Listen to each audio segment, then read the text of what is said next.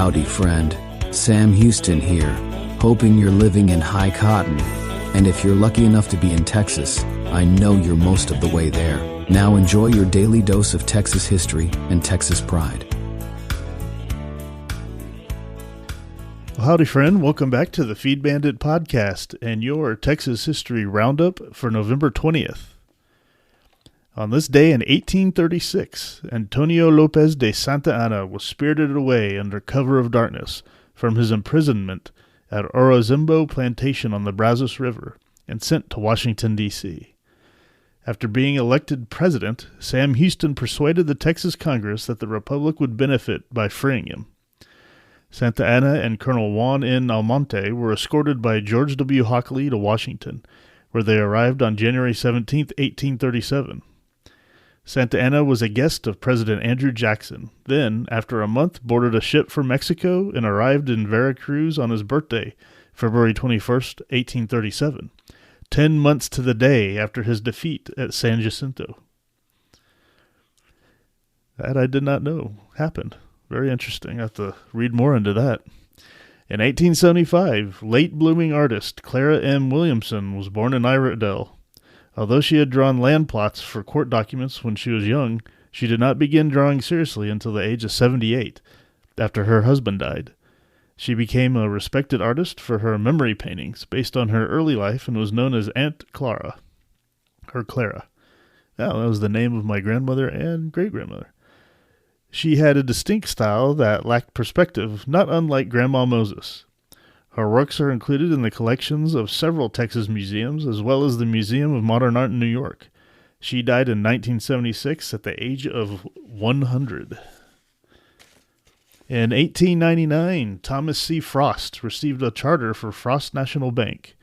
Frost came to Texas in 1854 to serve on the faculty at Austin College in Huntsville.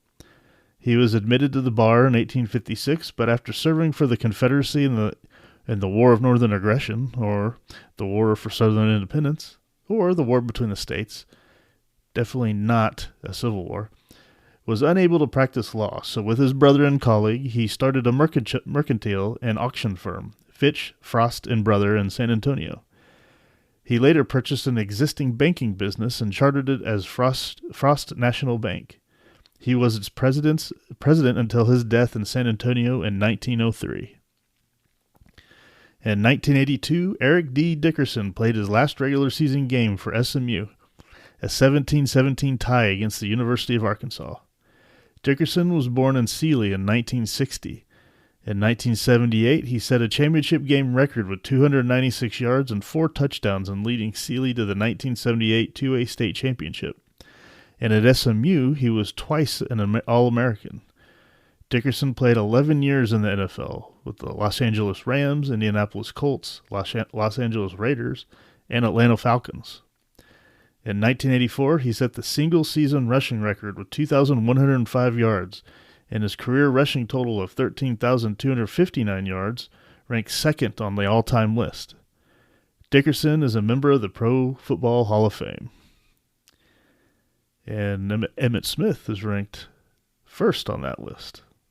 Unless during the time that I stopped watching NFL football, someone else surpassed him, but I don't doubt it. In 1999, William T. Spike Dykes, after 13 years as head football coach at Texas Tech University, coached his last game, which is a 38-28 win over OU. I was at that game. That was my, sophomore year. Dykes was born in Ballinger in 1938. He joined Texas Tech as head football coach in 1986, and during his tenure was named Southwest Coach of the Year 3 times and Big 12 Coach of the Year once. Dykes, who retired with more wins, 82, than any other coach in Texas Tech history, is a member of the Texas Sports Hall of Fame. And as of right now, Joey McGuire is catching up to those wins pretty quickly. We'll see what happens.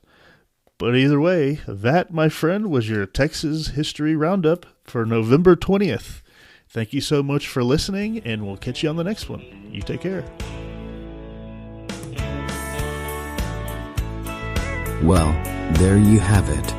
If you like our podcast, check us out at feedbandit.com. There you'll find awesome Texas First outdoors gear and apparel.